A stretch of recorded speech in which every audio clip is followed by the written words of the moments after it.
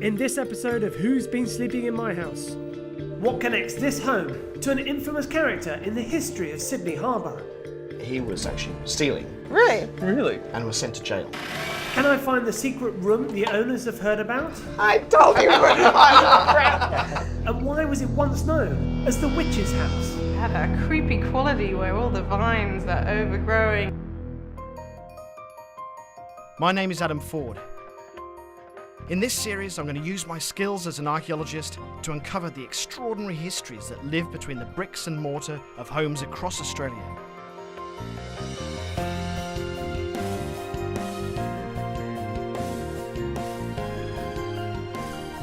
We'll unearth stories not recorded in the history books and answer the question, who's been sleeping in my house?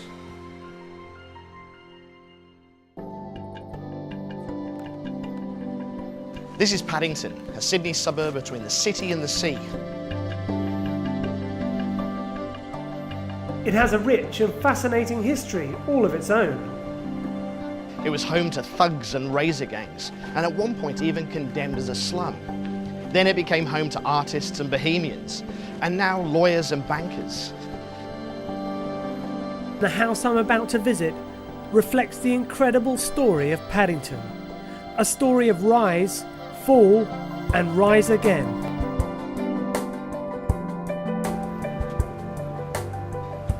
Well, it's beautiful, isn't it? It's like a wedding cake. I was so hoping I was going to get one of these classic, completely over-the-top Victorian places in Sydney. And it really is, isn't it?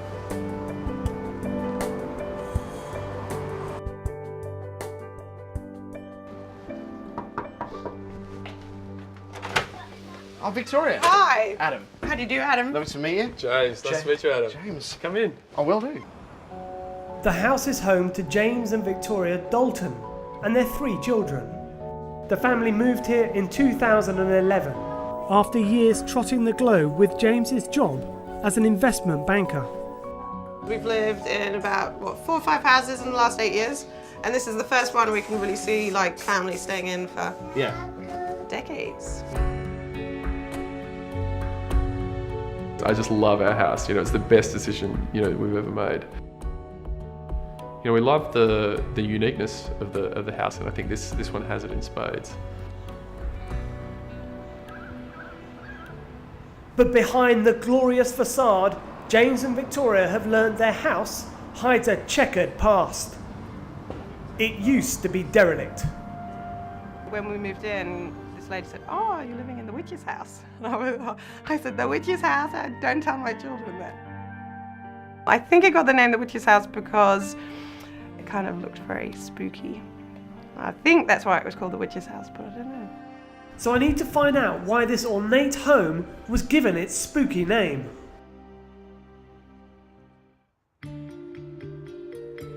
But it wasn't always dilapidated. The house once lived up to its grand appearance. There was a guy that lived here that was a consul general of, I think it was Chile. He was a sea captain as well. So that's, we want to learn more about this guy. Captain Amora. Really? This guy, yeah. Great name. Do you want to know more about him? I would love to have a photo. I think, that's why you think about, in the 1890s. Captain James here wants a photo. He's I got see a to. sash, I see, I see a hat and a mustache. So James and Victoria would like me to unearth an image of this intriguing Captain Amora. They also believe the building itself holds a secret within its very foundations. There was an old advertisement of the house, I think it was in the 1920s, and it describes it with large cellar. So where is there a cellar? That's my question. We would love to cut a hole in the floor, trapdoor, and I've got a cellar. No, we don't want to cut a hole in the floor.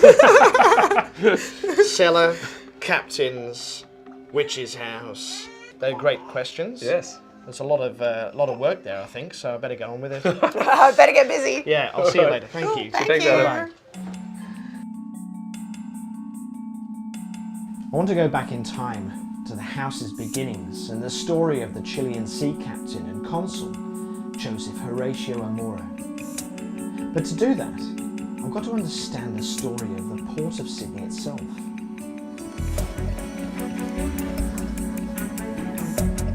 With the gold rush of 1851, Sydney's population exploded. The harbour became the heart of one of the great maritime capitals of the world. And the terraced houses of Paddington sprang up to accommodate the new arrivals.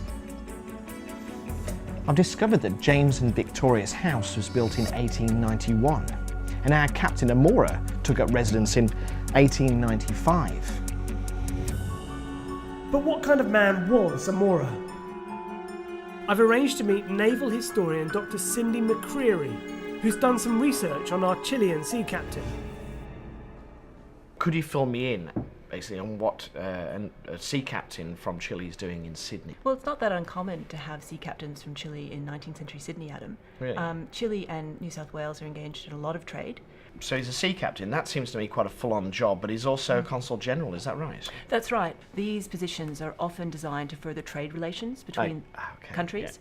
Yeah. As for someone who's Chilean, who speaks English and Spanish, he would be in a perfect position to serve as consul general for a country like Chile. Okay. Actually, he was consul for 4 countries, Really? Chile, Nicaragua, Costa Rica, and also acting consul for the Netherlands. So, Cindy, what would life have been like for a diplomat at this time? You know, what was Amora's life like? Well, there were certainly social engagements like parties at Government House.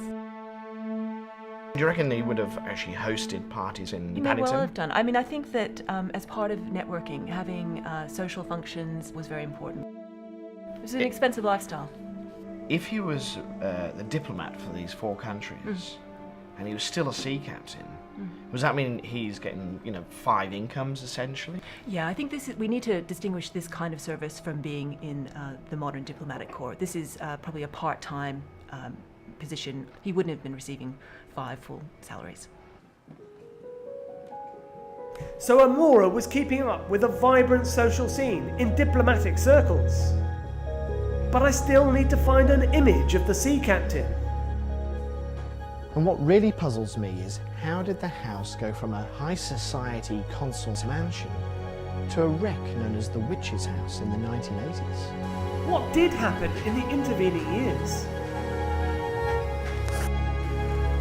I've been searching through the title deeds of the property and found that the house was owned from 1949 by a lady called Rebecca Cooper until she died in 1984. Looking for anything I can find on her, I'm completely blown away by a newspaper front page. Rebecca Cooper is described as a multi-millionaire, but her Paddington house was supposedly a wreck. I need to get to the bottom of this. I'm arranging to meet somebody who knows a bit about her. Yeah, bye-bye. John Lamar is a local heritage architect and historian. She and her husband in the 1940s and 50s bought and collected about over 100 houses. Really? Yeah. She put tenants in them and kept them that way. In order to help me to understand Rebecca's story, I've got to know the recent history of Paddington itself. With the Great Depression in the 1920s, it just went really downhill. People wanted to get out of these areas and move to the suburbs. By the 1940s, 50s, with the war, they became very derelict. It became a very poor area. In the 1960s, immigrants from Europe regenerated the suburb, transforming it into one of the most fashionable places in Sydney. A new generation of Australians has discovered Paddington's old houses. They have taken a wider look at the place, and now, gradually, Paddington is taking on a new lease of life.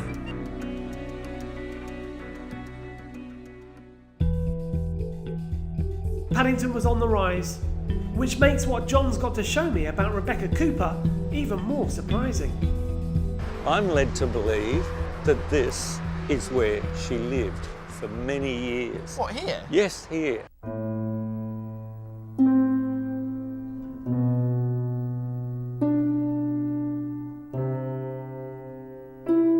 This place is derelict. Yeah, and that's how they lived. They were very low-key people and they lived in this house. About as low-key as you can get, isn't It's as it was 110 years ago. Well, that's a real mystery, isn't it, John? Oh no, she was a very strange person. I'm even more confused now. A millionairess living in a derelict house and allowing James and Victoria's house to decay as well. She could have lived in a harbourside mansion with all the money she had. I want to know why. But first I'm going to start work trying to locate James and Victoria's supposed cellar. Victoria mentioned an advert from the 1920s, but I've not been able to find anything from that era. So I've gone back a bit and found an ad from 1902, which definitely says it had a cellar. Which means surely there must be something under those floorboards. So I've invited heritage builder Viv Wetherall and his mate Tristram to have a look at the base of the house to see if they can find any evidence of a cellar. Thanks for coming. Come on in. My pleasure. Just have a squiz in there. What's that feel like? Pretty solid, don't you? Pretty solid? Maybe drill something underneath here. Okay. This is the most likely area we're going to see it. If we pull this back, okay. So we'll give that a go. Let's have a look out here and see what we can see. Oh, look here. That footing should go straight through, and it doesn't. So guys, how's it going? Oh, look, it's very promising. There's room for a cellar, so let's see what happens. All right. Sure. The builders have promised to return tomorrow with their drilling gear. I'm still trying to find out why Rebecca Cooper let James and Victoria's home fall into such a dreadful state it was known as the witch's house. If anyone actually lived in it at the time, they might be able to enlighten me. I've been looking through a website that holds old electoral rolls, and I've found the names of some of the people that lived at the house. And with a bit of digging, I've also discovered some of their current addresses. So I think I'm going to send out some speculative letters. I mean, maybe one of them will come up trumps. But I've had one bit of luck. One tenant has a telephone number listed. I was wondering whether you would be interested in coming back to the house and having a look around. Well, that's great. Peter Wright used to live at the house, and he's agreed to come back and meet the owners and talk to them about his experiences. A special visitor. This is Peter Wright. Peter, hi, Victoria. Victoria. Victoria. James, nice to meet you, Peter. Come in. Peter used to live here. Oh wow, And he's come come in. to have a look around and tell you some stories. We'll come to your old home. Oh my gosh. Come in. My gosh, things are very, very, very different. That was a bedroom. See, that was wall. It's fabulous to see it in such great condition, you know. So the condition of the place wasn't like it is now? Oh, no, it was falling down. It was the end of its use-by date. But what does Peter remember about his landlady, the millionairess Rebecca Cooper? She was supposedly used to come around and take care of the houses herself, climbing up ladders as a little old lady and doing work on the buildings. How much truth there is in this, I have no idea. She must have been busy with her portfolio, yeah. But she was apparently quite a character. So Rebecca Cooper remains as mysterious as ever. But Peter can shed light on why it was called the Witch's House. He and his partner Anthony rented it in the 1980s. Here is the house as we moved in. Wow. The balcony. Look at that tree. Oh my gosh, you can't even see the house. It's amazing. You can't even see the wrought iron. The front yard is totally overgrown. It's like a jungle. There were some trees like growing out of the house up a fireplace.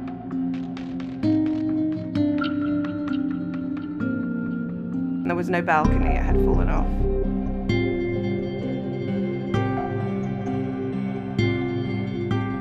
I could see why the neighbours had said that it was called the Witch's House, because it did, it had a creepy quality. But despite its unloved appearance, the house became the setting for a great act of compassion when Anthony became ill with AIDS. It was a community thing. Everybody had to be involved to be with Anthony all the time. And we have great memories of that. Yes. That was a positive thing. The passing of Anthony was sad, but the essential thing was that we were all witnessing it. This house sounds to me that it was full of nurturing, wonderful, supportive people, and I think that gives it a warmth. Oh, it was definitely, yeah. It looks so full of life, the house. It was a hub of activity around here. I think it's great.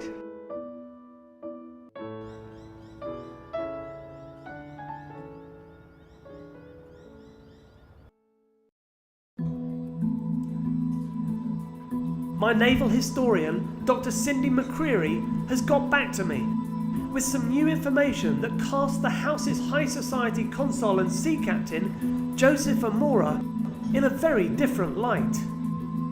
According to this notice, it appears he went bankrupt in 1892, 3 years before he moved into the home. And there's even more shocking news a few years later, when he was actually living in the house. So I've got some news for you about Captain Amora. Fantastic. He was a sea captain, Right. and he was a consul general of Chile, Yeah. which is not unusual. What isn't so usual is the fact that he's a consul general of 4 countries. Really? Really? And he was having to keep up these appearances and not necessarily having the funds to back it up all the time. And actually at the time he was living in this house, he got into financial difficulties and he was actually caught stealing Oh. and was sent to jail. Oh, wow. Who's sent to jail? Joseph Horatio Amora, who was yesterday found guilty of having stolen a sum of £290, was today sentenced to 2 years imprisonment by Mr. Justice Cohen. Wow. Interesting man, interesting history. A tale of kind of ups and downs, a colourful life that he had led. Were you able to find a photo of him? Well, you're going to have to wait. I've got more information, but we're going to have to go on an expedition first. Right. I've planned our trip for later in the day. But in the meantime, my heritage builders, Viv and Tristram, have come back to the house with their specialist equipment to search for the secret cellar.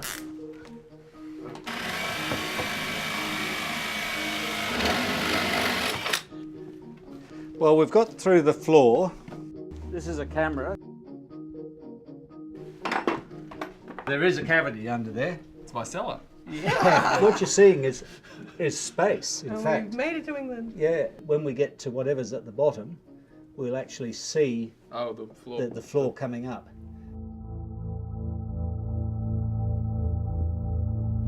So we're going now. We're clear underneath. Hope we didn't see a mouse. Yeah. Can you see that? Yeah, it looks like the floor. That's dirt. Ah, That's dirt. I can see some rubble. Yeah. There's a little bit of rubble there. You got a rat there. Oh, Is that a dead rat? That's a dead rat. a dead rat. I told you we wouldn't find a rat. Right, yeah. Really? That's all we found? I don't think you have a cellar, We've got a cavity. but you've got a bit of space underneath, which they call cellars. I mean, we are talking about a real estate ad. Yep. Yeah. So guys, we haven't found you a cellar, but we have found you a beautiful dead rat. We have a pet. Brilliant. Yeah, you got a little pet. Thank you very much, Viv. Oh, wow. So that's one question answered. But I'm still a long way from getting to the bottom of the Rebecca Cooper story. I'm going to try a different approach. I think I'm onto something here. I've discovered that there's actually a medical research foundation set up in Rebecca Cooper's name. It turns out that when she died, she donated her entire estate, including all her properties, to this charitable organisation. And surprisingly, the foundation have actually made a film about Rebecca Cooper. The video contains insights into her character from people who knew the landlady and her husband. They were certainly a very grubby pair of people. They'd often come into the office with food stains all down the front of them. You would never have known that she was, in actual fact, a wealthy woman. She got her clothes from St Vincent's de Paul. She lived very frugally. We began to think after a while that perhaps that was a bit of show and that they were living in luxury somewhere that people didn't know about. It was, they were a puzzle. But I still don't understand how Rebecca Cooper acquired so many properties, including James and Victoria's house. So I've arranged a meeting with one of the Foundation's lawyers, Patrick O'Brien.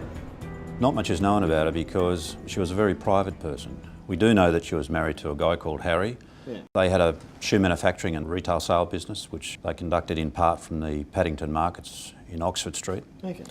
And as a result of their business activities, were able to acquire a lot of property in the inner city at the time. The Coopers saw opportunities when others didn't. For the remaining Japs left some visiting cards in Sydney. Shells shot at random which caused this damage. A steely reminder that our enemies are just outside, knocking at the door. In June 1942, when the Japanese submarine bombed, there was some panic and an exodus from those inner city areas, and Mrs Cooper and her husband took advantage, we know, of that opportunity and bought up cheaply. A lot of the properties were in a derelict state. Well, why were they not developed by Rebecca? Well, I think it was just the way in which Rebecca and her husband had done business. Generally, they acquired the properties, they put tenants in them, but rather than doing the properties up with the cash reserves that they created from the operation of their business and the rent returns, just continued to buy more and more properties. How many properties are we talking about here? Well, by the time she died in 1984, she had 105 properties. 105? 105, and they're now worth over $110 million. Good grief. It was the Foundation that eventually refurbished James and Victoria's house and then sold it to fund important medical research. I'm left feeling Rebecca Cooper was a bit of a miser. But I've received a response from the letters to her tenants I'd sent out earlier. And once again, the enigmatic landlady confounds my expectations. You could say that she was in appearance somewhat worse for wear, like many of the properties she owned. But below the surface, she was in fact a very decent woman who I'm sure would do anything within reason for a friend. I love the whole image of her as being worse for wear. Worse for wear. You know, she almost reflected the properties she owned. Yeah, a little bit shabby. Yeah, a bit like Paddington at the time. Yeah, exactly. In her neglect to these properties, she actually probably saved them. Rebecca Cooper could have allowed the developers in and made a fortune. By not doing so, her property's unique period features were retained, and she helped Paddington remain the iconic suburb that exists today. So I guess you can give thanks to her, but I think the whole Paddington can, because it helped protect its essence. So. Yeah.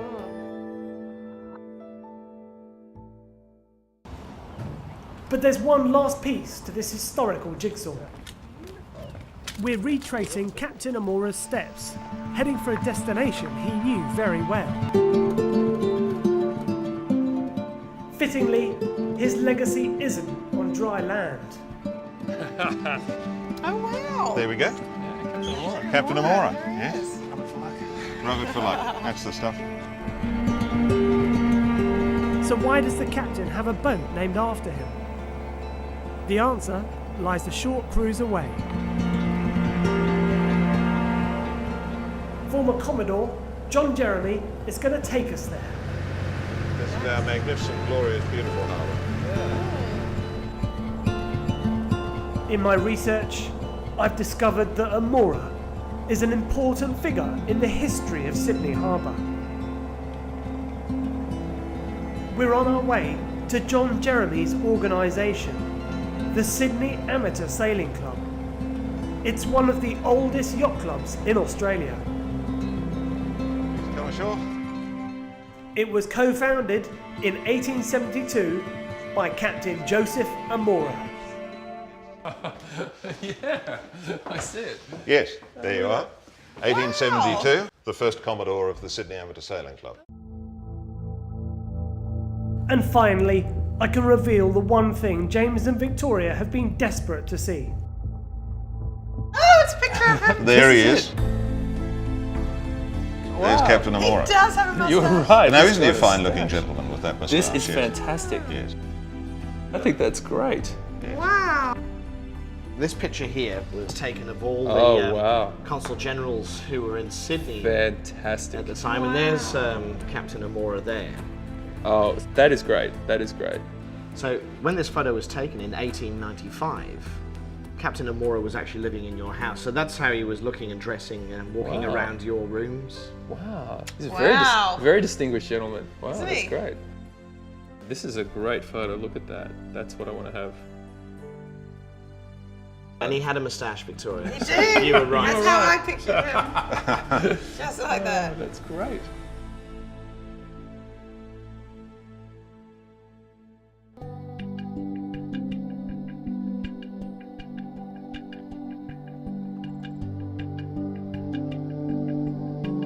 James and Victoria's house reflects Paddington and the times it has lived in. From high society to dereliction, and then restored to its former glory. My relationship with the house can only get stronger. I mean, you know, you now know more about it. You're more invested in it emotionally, and we wouldn't actually want to live anywhere else.